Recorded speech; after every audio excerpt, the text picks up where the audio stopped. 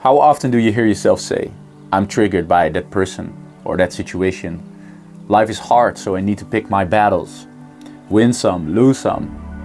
These sentences are not describing your reality, but they're programming it.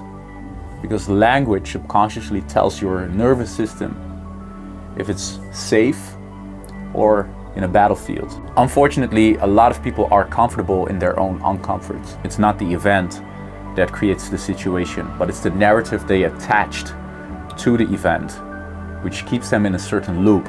This might sound harsh, but the truth never is soft and kind to us. My name is Joshua Manuputi. I'm a teacher turned into a creative entrepreneur, and my mission is to help creative entrepreneurs and coaches to launch their businesses and turn their passion into a profitable way of living. So let's dive into this. When we say triggered, it means that you're in fighting mode, because pulling the trigger is literally that you're shooting something. Picking your battles also does the same. It creates the narrative that the situation in which you're at is a fight, and it's hard, and it's a way of survival mode. Even the word trauma, despite what you have been through, and I'm not here to say that the situation you have had and the experiences that you had in the past or maybe in your current time are not emotional intense, but you want to be careful with labeling something as good or bad, or maybe even as a trauma, because that implies and amplifies the fact that whatever happened is not beneficial to you at all, and it's something which destroys you. Those narratives are feeding the ego, because the ego loves to hear that whatever you've been through was hard. It needs to hear all the comforts. It needs to hear that it's doing such a great job in maintaining in this life. Now, we're trained to value effort over ease. For example, if I've created a song, then my ego will say, well, it was so hard to organize. That's what my ego likes to hear. When I created the music video for On My Way, which was a lovely project, and actually it was effortless, it went seamless. The ego likes to hear that it was a challenge and that it took so much time and so much effort and precision to create this, and that not everyone can do this, because the ego loves to create the narrative of struggle. And school, they want to see the timetable. How many hours have you put into this piece? And therefore, the quality of the work is determined by not only what you write, but also about the quantity of hours that you put into something. In reality, when I create something, I've created it. It doesn't really matter how much time it took. And there's the story of a boat mechanic who was called and was a specialist to repair boats. And the boat couldn't sail, it couldn't move, it was a steamboat, and they've tried everything. And then this specialist came to the boat, and he only had a hammer, and he started touching the engines on certain spots. And then what he did is he grabbed the hammer and just with 2 taps, pling, pling, he fixed the entire boat. And then he said, well, that's 200K. And then the people said, well, how can this be 200K? It only took 2 taps of your hammer. Yeah, he said, but the boat is working, doesn't it? And it's not about how I did it, it's that I did it. And that's the difference of doing business and being in school and being programmed to believe that something has to take so much time and effort. What you don't want to do is put your efforts and your ego on a pedestal, because the subconscious mind doesn't listen to intention immediately. It listens to repetition. So if you keep feeding the mind that it's extraordinary for this to happen, that it's not the usual, that it's not in your current energy, then the mind thinks, so this is exceptional. So this doesn't really happen that often. So in other words, you're not on the wavelength, the frequency of creating on this level. And the universe responds to whatever you feel inside. And what you feel inside is your emotions and your thought energy. And those together create the vibrant frequency on which the universe responds. So therefore, I say stay neutral. So don't attach a story to your suffering. Even dissolve the word suffering. Watch your thoughts. They become your words. Watch your words. They become your actions. Watch your actions. They become your habits. Watch your habits. They become your character. Watch your character. It becomes your destiny. What we embody is ultimately what we will outsource to reality. And I've said this in many ways. What you feel inside is what you reflect outwards. We don't attract what we want, we attract what we are. And it really resonates on the simple frequency of thinking and feeling. So what I want you to do is pick one event in your life which was not traumatic, but emotionally intense. Create a narrative in which you find what the situation did to help you to get to a specific outcome that you're at right now.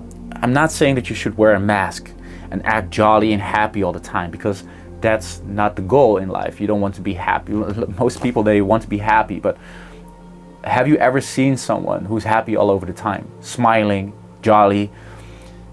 That person is most probably wearing a mask. And I know, because I've been that person in the past. I've been always smiling and joking and making fun of myself, actually, just so that I didn't have to go inside and go into what I really felt. And so I was this jolly person and everyone liked me and I was lovable, gullible, but it wasn't real. So I'm not saying that you should be happy all of the time. I'm not saying that you should be pessimistic about things either.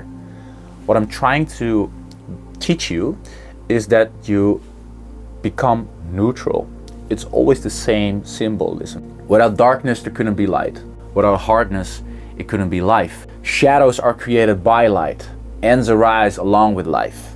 An ending is the beginning of something new, while the beginning is the end of something old. The beauty of a flower is withhold until unfold. The moral of the story is lost when untold. The symbolism of yin and yang also shows that one cannot exist without the other. So when we go back to your event, which maybe was so important to you in whatever way, come to neutral ground. So that will be the exercise for you to practice this and bring awareness to situations. Do the same to an event that was so important to you, that it was labeled as something amazing. You don't want to put that on a pedestal either. Not because it's not impressive what they have achieved, but because you want to manage and control your energy. Because energy can never be created out of nothing. It always is a transaction of something. So success is not really about what you achieved in life. Success is when what you feel inside no longer contradicts with what you create. Calm, clarity, and trust. Money and opportunities follow coherence. So if you want a tool to help you to get on this level of abundance, there's a meditation in the link down below. I highly suggest that you watch it. And how this works, it will not work if you do it one time. If you just do one meditation, yes, you will set your frequency, but you have to realize that the signal that we're sending out through our heart and our mind, which is an electromagnetic field, it is instant. So the signal is sent out immediately. Because of the density of matter in the universe, it takes some delay before your intention is materialized. If you had the experience of lucid dreaming and you make the intention that you want to see a swimming pool, there's no time. Instantly there's a swimming pool. You make the intention that I want to swim in liquid gold. Well, there's liquid gold. So in the dream state, there is no time. But on the earthly plane and this illusion that we're going through in the matrix, there is a time delay. Hey there, creative soul. Howdy. Thank you so much for watching the video. If you really feel that this is helpful and it resonates with you, and you feel like more people would be able to watch this video to help them, then what you could do to amplify the signal is like the video and subscribe to my channel. So the algorithm knows, hey, this will actually help people. So with that being said, continue the video and see you next time. In my personal experience, I've noticed that sometimes when I meditate right before bed, I fall asleep, and the signal will be sent out to my subconscious mind and even the almost unconscious mind, and in between those levels. And I've noticed that whenever you are in the hypnotic state of mind, that it is more effective. The signal is stronger emitted to my consciousness. That is personally for me. So that's why I would suggest you do it right when you wake up. So this means maybe that you set the alarm 15 minutes before your regular time of waking up and getting out of bed. Start your day with it, or do it somewhere in between during the day, whatever works for you. But again, stay consistent with it. So simply said, one meditation is one signal that you're sending out. And you have to remind yourself of the state that you're thinking of. So that's why affirmations help when you do it intentionally.